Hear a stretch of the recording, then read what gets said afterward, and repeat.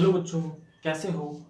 बच्चों, कल हमने पढ़ा था हमारा केमिस्ट्री का क्लास 12 केमिस्ट्री सॉलिड स्टेट। और आज हम पढ़ने जा रहे हैं हमारा नेक्स्ट टॉपिक, वो है types of solids. Types of solids. ठीक है दोस्तों, तो हम बात करते हैं। दोस्तों, I welcome you I welcome all of you on my YouTube channel chemistry bye PL Saini. बच्चों, इसमें हम पढ़ रहे हैं 12th की केमिस्ट्री और इसका चैप्टर है first solid state.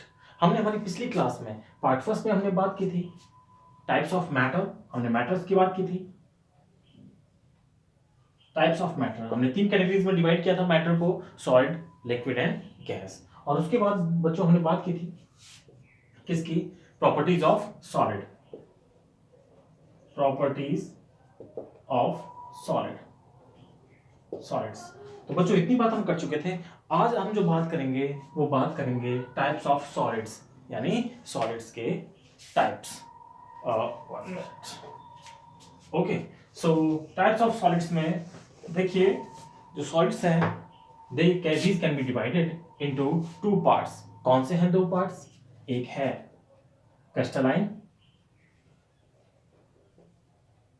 Crystalline solid और दूसरा है अमॉर्फस सॉलिड। ठीक है, तो 2 में हम इनको डिवाइड कर सकते हैं। अब क्रिस्टलाइन सॉलिड्स में क्या होता है? क्रिस्टलाइन सॉलिड्स में जो कंस्टिट्यूएंट पार्टिकल्स होते हैं, जो भी कंस्टिट्यूएंट पार्टिकल हैं, उनका एक रेगुलर अरेंजमेंट पाया जाता है। ठीक है दोस्तों, ये इस तरह से, अगर कंस्टिट्यूएंट पार्टिकल मैं इस तरह से बना रहा हूं, और तो इनका एक रेगुलर अरेंजमेंट होगा। और ये रेगुलर अरेंजमेंट पूरे क्रिस्टल में, लगभग पूरे क्रिस्टल में, या मैं कह दूं एक लॉन्ग रेंज में, यही अरेंजमेंट पाया जाता है। जो इसके यूनिट सेल होते हैं वो 3D में अपने आप को सेम तरह से रिपीट करते हैं, इसलिए क्रिस्टलाइन सॉलिड में एक रेगुलर अरेंजमेंट होता है। Okay, so regular arrangement is found in crystalline solid, where is in amorphous solid में दोस्तों, अगर रेगुलर अरेंजमेंट है तो एक थोड़े से एरिया में रहेगा, शॉर्ट रेंज में रहता है, बाकी उसके बाद फिर वो अरेंजमेंट कहीं ना कहीं चेंज हो जाता है। तो इस तरह मैं इस अमॉर्फस सॉलिड के स्ट्रक्चर को मैं कुछ इस तरह से बनाता हूं, जिसमें कि कंस्टिट्यूएंट पार्टिकल्स का कोई रेगुलर अरेंजमेंट नहीं है। ठीक है, और इसी के आधार पर जो कंस्टिट्यूएंट पार्टिकल हैं, उनके अरेंजमेंट के आधार पर ही तो इनको बांटा गया है। इनको सॉलिड्स को 2 काइंड्स में बांटा गया है। तो क्रिस्टलाइन सॉलिड्स में कंस्टिट्यूएंट पार्टिकल्स का रेगुलर अरेंजमेंट होता है, जबकि अमॉर्फस सॉलिड में जो कंस्टिट्यूएंट पार्टिकल्स हैं, उनका रेगुलर अरेंजमेंट नहीं होता है। ठीक है, तो दोस्तों इसका सबसे अच्छा एग्जांपल है ग्लास। हमारा जो ग्लास होता है, इसका सबसे अच्छा एग्जांपल है NaCl। NaCl की बात करें तो उसमें जो Na और Cl होते हैं, उनकी एक डेफिनेट शेप होती है, और वो अपने आप को पूरे क्रिस्टल में इसी ऑर्डर में, जो भी उनका अरेंजमेंट होता है, उसमें रिपीट करता है। ठीक है, जबकि अगर हम ग्लास की बात करें, जो हमारा सामान्य ग्लास होता है, ठीक है, विंडोज, खिड़की और जो भी ग्लास होता है, वो हमारा इस तरह का होता है, अमॉर्फस सॉलिड होता है। ठीक है, और एक चीज और खास है जो कि हमने कल बात की थी उसके बारे में, कि जो अमॉर्फस सॉलिड होते हैं, सॉलिड हालांकि जो फ्लूइडिटी की प्रॉपर्टी है, जो बहने का जो गुण है, वो गैस या फिर लिक्विड में पाया जाता है। लेकिन अगर हम सॉलिड की बात करें तो ये सॉलिड में भी पाया जाता है, और कौन से सॉलिड में पाया जाता है? अमॉर्फस सॉलिड में। ठीक है, इसलिए इनको स्यूडो सॉलिड बोल देते हैं। कौन से सॉलिड्स को? अमॉर्फस सॉलिड को हम क्या बोल देते हैं? Pseudo solid. ठीक है दोस्तों, या फिर हम इनको प्रशीतित ठोस भी बोलते हैं, क्योंकि ये लो टेम्परेचर पर ही ये इस तरह के सॉलिड के रूप में रहता है। जब इनको गर्म किया जाता है तो ये फिर बहने लगते हैं काफी, तो इनको क्या बोलते हैं? Pseudo solid. ठीक है, और हमने बात की थी कि जो ग्लास होता है, वो अगर काफी टाइम तक रखा रहता है, या विंडोज की जो पुराने मकान होते हैं, तो उनकी जो ग्लास होता है वो ऊपर से थिनर हो जाता है, नीचे से थोड़ा सा मोटा हो जाता है। क्यों? क्योंकि उसमें जो कंस्टिट्यूएंट पार्टिकल्स हैं वो बहते हैं। ठीक है, तो नीचे आ जाते हैं, जिससे वो मोटा हो जाता है। तो चलिए ये डिफरेंट पार्ट थी। हम यहाँ पे पढ़ रहे थे टाइप्स ऑफ सॉलिड। सॉलिड में क्रिस्टलाइन सॉलिड और अमॉर्फस सॉलिड दो कैटेगरीज में डिवाइड किया है। क्रिस्टलाइन सॉलिड्स में जो भी कंस्टिट्यूएंट पार्टिकल है उनका एक रेगुलर अरेंजमेंट पाया जाता है, ठीक है, जबकि अमॉर्फस सॉलिड में जो कंस्टिट्यूएंट पार्टिकल हैं उनका रेगुलर अरेंजमेंट नहीं पाया जाता है। यदि रेगुलर अरेंजमेंट पाया भी जाता है तो एक वो लिमिटेड एरिया तक सीमित रहता है, ठीक है। तो ये भी हमारे क्रिस्टलाइन सॉलिड और अमॉर्फस सॉलिड की बात। क्रिस्टलाइन सॉलिड का सबसे अच्छा एग्जांपल होता है NaCl, ठीक है, और अमॉर्फस सॉलिड का सबसे अच्छा एग्जांपल हमारे पास है जो हम दैनिक जीवन में देखते हैं, ग्लास जो हमारा होता है वो। चलिए अब हम बात कर लेते हैं इनकी प्रॉपर्टीज की। अब हम बात करते हैं इनकी प्रॉपर्टीज की। तो क्रिस्टलाइन सॉलिड और ये amorphous solid. Now talk about properties. सबसे पहली प्रॉपर्टीज की मैं बात करूं दोस्तों, सबसे पहली property melting point. Melting point.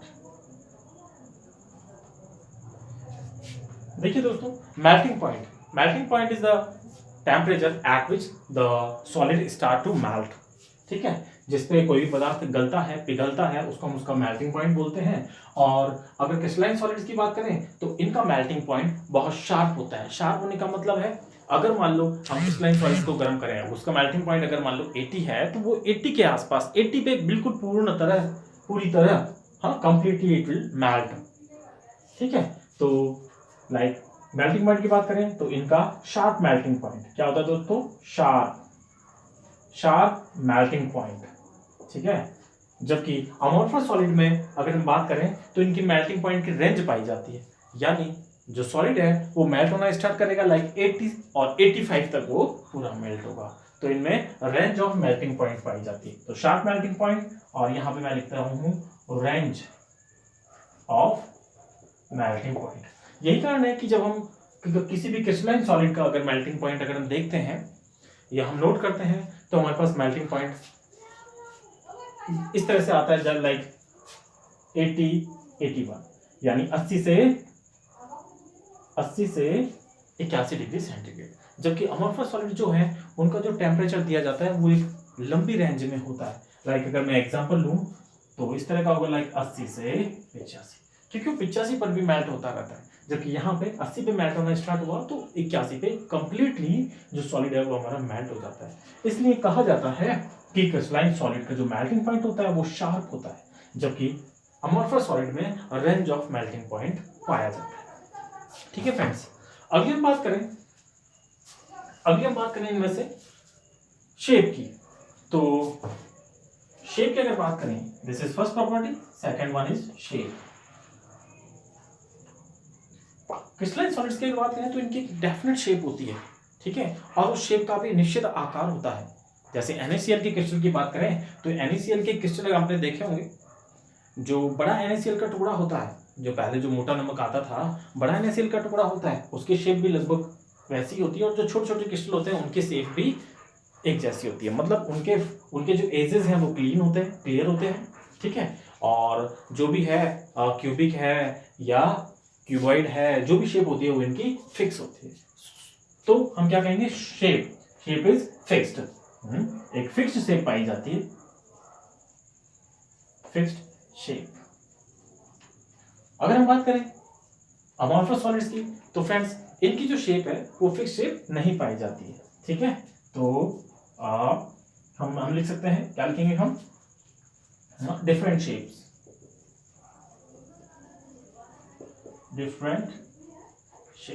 ठीक है। तो इनकी दोस्तों पाई जाती है डिफरेंट शेप। अगर नेक्स्ट जो हमारा टॉपिक है उसकी हम बात करें cleavage property, third one is cleavage property. Cleavage property की बात करें तो क्लीवेज प्रॉपर्टी, जब हम क्रिस्टलाइन सॉलिड्स को काटते हैं बीच में से तो एक शार्प, इनके बीच में एक शार्प कट आता है, ठीक है, और एक शाइनिंग हमें सरफेस मिलती है, ठीक है। तो क्रिस्टलाइन सॉलिड्स में जो हमारा जो एज प्राप्त होता है, एज या सरफेस आती है, वो शार्प सरफेस होती है। अगर हम इनको काटते हैं तो हमें एक शार्प सरफेस प्राप्त होती है। जबकि जब हम इनको काटते हैं अमॉर्फस सॉलिड्स को, तो हमें शार्प सरफेस प्राप्त नहीं होती है, अभी तो हमें बल्कि हमें टेढ़ी मेढ़ी सरफेस हमें प्राप्त होती है। तो हम ये कहेंगे no sharp surface, no sharp surface. ठीक है फ्रेंड्स, अगली जो प्रॉपर्टी की हम बात करें इसमें, वो हम बात करते हैं आइसोट्रोपिक एंड एनाइसोट्रोपिक, जिसको हम कहते हैं समदैशिकता और विषमदैशिकता। ठीक है, तो हम इसी में बात कर लेते हैं। यहां पे क्रिस्टलाइन सॉलिड्स में पाई जाती है एनाइसोट्रोपी। एनाइसोट्रोपी मींस विषमदैशिकता, और इनमें पाई जाती है आइसोट्रोपिक। अब देखो आइसोट्रोपिक और एनाइसोट्रोपिक क्या होती है, समझने की कोशिश करेंगे इसे। देखिए इनकी जो इलेक्ट्रिक कंडेंस है, अगर मैं मान लो धारा प्रवाहित करता हूं यहां से यहां पे, तो जो इलेक्ट्रिकल कंडेंस है वो कुछ और पाई जाएगी। यहां से यहां प्रवाहित करता हूं तो कुछ और पाई जाती है, और अगर मैं यहां से यहां प्रवाहित करता हूं तो इनकी इलेक्ट्रिकल कंडेंस कुछ और पाई जाती है। ठीक है, इसी तरह से अगर मैं रिफ्रैक्टिव इंडेक्स की बात करूं, ठीक है, या फिर इमेजिन करो अगर मैं यहां से कोई रेज पास करता हूं, यहां से अगर मैं रेज पास कर रहा हूं, ये वाली रेज, तो जैसा तुम देख पा रहे हो ये रेज सभी पार्टिकल से, इसकी लाइन में जो भी सारे पार्टिकल्स आ रहे हैं सही पार्टिकल से टकरा रहे। इसी तरह से अगर मैं यहां से कोई रेज पास करता हूं तो ये किसी पार्टिकल से नहीं टकरा रही। अगर मैं यहां से अगर मान लो रेज पास करता हूं तो ये कुछ पार्टिकल से टकरा रही है, कुछ किसी पार्टिकल्स के पास से गुजर रही है। तो इस रेज के यहां से गुजरती है तो डिफरेंट एटमॉस्फेयर मिलता है, यहां से गुजरती है तो डिफरेंट एटमॉस्फेयर मिलता है, और यहां से गुजरती है तो इस रे को डिफरेंट एटमॉस्फेयर मिलता है। इसी कारण से इनका रिफ्रैक्टिव इंडेक्स भी अलग अलग होता है। तो जो क्रिस्टलाइन सॉलिड है उनमें रिफ्रैक्टिव इंडेक्स की वैल्यू डिपेंड करती है कि किस एंगल से रेज क्रिस्टल से टकराई है। ठीक है, यानी अलग अलग एंगल पे अलग अलग रिजल्टेंट रिफ्रैक्टिव इंडेक्स देते हैं, इसीलिए हम इनको क्या कहते हैं, एनाइसोट्रोपिक। तो क्रिस्टल्स में कौन सी प्रॉपर्टी पाई जाती है, क्रिस्टलाइन सॉलिड्स में कौन सी प्रॉपर्टी पाई जाएगी, anisotropic. Whereas if you talk about amorphous solid में जो इलेक्ट्रिकल कंडेंस है वो कहीं से भी अगर हम जो है इलेक्ट्रिक हमारे वायर कर रहे हैं, कनेक्ट कर रहे हैं, सेम पाई जाती है। ठीक है, इसी तरह से अगर रेज की बात करें तो मैं अगर यहां से गुजारूंगा तो कहीं तो ये पार्टिकल से टकराएगी और कहीं नहीं टकराएगी। अगर मैं यहां से बात करता हूं तो यहाँ भी कहीं पे किसी पार्टिकल से टकराएगी और कहीं से नहीं टकराएगी। और जो सॉलिड होता है वो पूरा क्रिस्टल होता है, उसमें रिजल्टेंट देखें तो ऑलमोस्ट एवरी डायरेक्शन से, किसी भी डायरेक्शन से हम क्यों ना बात करें, जो रिजल्टेंट जो हमारा आता है वो सेम आता है। यानी रिफ्रैक्टिव इंडेक्स इसमें कहीं भी किसी भी डायरेक्शन से हम इसे यूज में लें, क्रिस्टल को यूज में लें, हमारा सेम आता है। इसीलिए हम इसको क्या कहते हैं, इनमें जो प्रॉपर्टी पाई जाती है उसे कहेंगे आइसोट्रोपी। ठीक है, is it visible to you, isotropy? Oh, it is not visible. Sharp melting point, it is visible. Okay, little bit visible. So इनमें फ्रेंड्स इनमें पाई जाती है आइसोट्रोपी और इनमें होती है एनाइसोट्रोपी। चलिए आगे की हम प्रॉपर्टीज की बात करते हैं। मैं इनको थोड़ा एक बार मिटा देता हूं।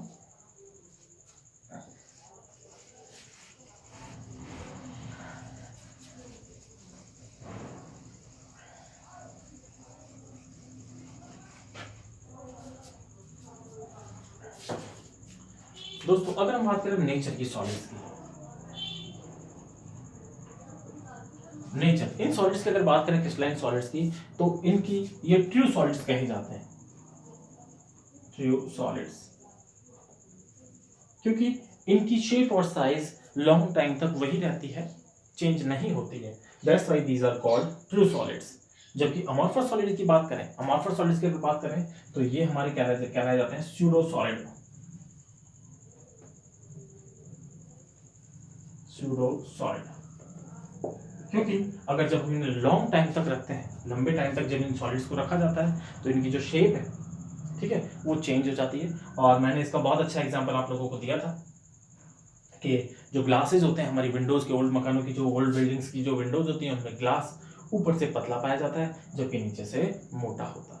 क्यों होता है, क्योंकि जो ग्लास के जो उसमें अणु होते हैं वो नीचे की तरफ बहकर आ जाते हैं, इसीलिए इसको कहा जाता है सॉलिड ट्रू सॉलिड, जबकि इसको हम बोलते हैं सूडो सॉलिड। ठीक है, नेक्स्ट प्रॉपर्टी की अगर हम बात करें तो अरेंजमेंट की हम बात करें, पार्टिकल्स का अरेंजमेंट। तो इनमें दोस्तों जो कंस्टिट्यूएंट पार्टिकल हैं उनका लॉन्ग रेंज अरेंजमेंट पाया जाता है, यानी जो कंस्टिट्यूएंट पार्टिकल हैं वो एक लॉन्ग रेंज में उनका जो अरेंजमेंट है वो सेम पाया जाता है, इसीलिए मैं इनको कह दूं long range arrangement. Long range arrangement, long range arrangement. जबकि अगर हम सूडो सॉलिड्स की अगर बात करें या हम जो अमॉर्फस सॉलिड्स की बात करें तो इन अमॉर्फस सॉलिड्स का जो अरेंजमेंट होता है वो होता है short range arrangement. Short range arrangement. ठीक है फ्रेंड्स, तो शॉर्ट रेंज अरेंजमेंट का मतलब है जो कंस्टिट्यूएंट पार्टिकल है उनका अरेंजमेंट तो पाया जाता है निश्चित, लेकिन वो बहुत ही छोटे लेवल पे, बहुत ही कम रेंज में वो होता है। अगर पूरे क्रिस्टल की बात करें तो उसमें हम ये कहेंगे कि उसमें कोई अरेंजमेंट नहीं। चलिए दोस्तों, अगला है इसमें heat of fusion. Heat of fusion. चलिए हीट ऑफ फ्यूजन की बात करें तो हीट ऑफ फ्यूजन क्या है? हीट ऑफ फ्यूजन वो ऊष्मा है जिस पर वो पदार्थ गलता है। ठीक है, तो इनमें हीट ऑफ फ्यूजन, अगर जो हम इनको हीट देते हैं तो एक निश्चित हीट पाकर ये गलना स्टार्ट करते हैं। ठीक है, तो हम कहेंगे definite heat of fusion. Definite heat of, ठीक है। जबकि अमॉर्फस सॉलिड की बात करें तो इनकी डेफिनेट हीट ऑफ फ्यूजन नहीं होती।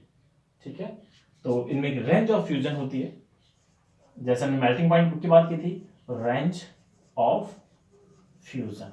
ठीक है, तो ये हमारी हुई रेंज ऑफ फ्यूजन की बात। और एक और हम इसमें बात कर सकते हैं वो है हमारी शेप की हम बात कर चुके हैं कि इनकी जो शेप होती है वो एक फिक्स्ड शेप होती है, जबकि इनकी shape different kind of shape होती है। ठीक है, तो उस टॉपिक को उसको यहाँ दोबारा मेंशन करने की कोई जरूरत नहीं है। तो दोस्तों ये हमने सारे पढ़े थे जो सॉलिड्स है उनके टाइप। तो solids can be divided into two types. First one is crystalline, second one is amorphous. ठीक है, क्रिस्टलाइन सॉलिड्स में जो कंस्टिट्यूएंट पार्टिकल्स होते हैं वो एक रेगुलर पैटर्न में अरेंज रहते हैं, और ये रेगुलर पैटर्न लॉन्ग रेंज में पाया जाता है, या मैं कहूँ कि लगभग संपूर्ण क्रिस्टल में रेगुलर पैटर्न पाया जाता है।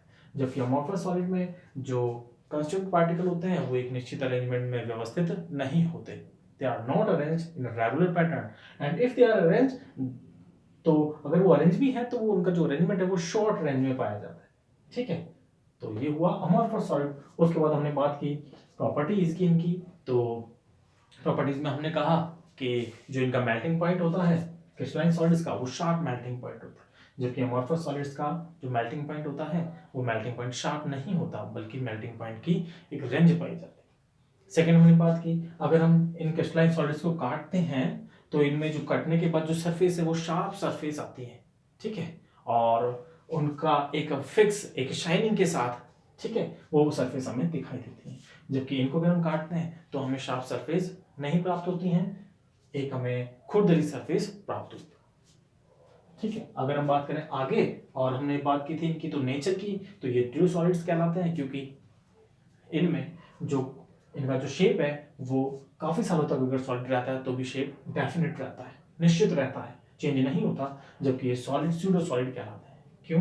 क्योंकि इनमें फ्लूइडिटी पाई जाती है, और इनका अरेंजमेंट जो भी कंस्टिट्यूएंट पार्टिकल है वो अगर काफी टाइम तक रखे रहें तो उनका अरेंजमेंट वैसा नहीं रहता। इसका एग्जाम्पल है हमारे ग्लास। उसके बाद हमने बात की अरेंजमेंट की, तो इनमें लॉन्ग रेंज अरेंजमेंट पाया जाता है, जबकि इनमें शॉर्ट रेंज अरेंजमेंट पाया जाता है। और फाइनली हमने बात की हीट ऑफ फ्यूजन की। इनमें जो हीट ऑफ फ्यूजन होती है वो डेफिनेट होती है, जबकि यहाँ पे हीट ऑफ फ्यूजन डेफिनेट नहीं होती, एक रेंज के साथ हीट ऑफ फ्यूजन होती है। शेप डेफिनेट शेप होती है और इनकी डिफरेंट शेप होती है। तो दोस्तों ये था हमारा टाइप्स ऑफ सॉलिड्स, क्रिस्टलाइन और अमॉर्फस। ठीक है, नेक्स्ट क्लास में हम इसी सॉलिड स्टेट का नेक्स्ट टॉपिक पढ़ेंगे। If you like this then click on the like button, and if you want to subscribe then subscribe the channel. Thanks, bye.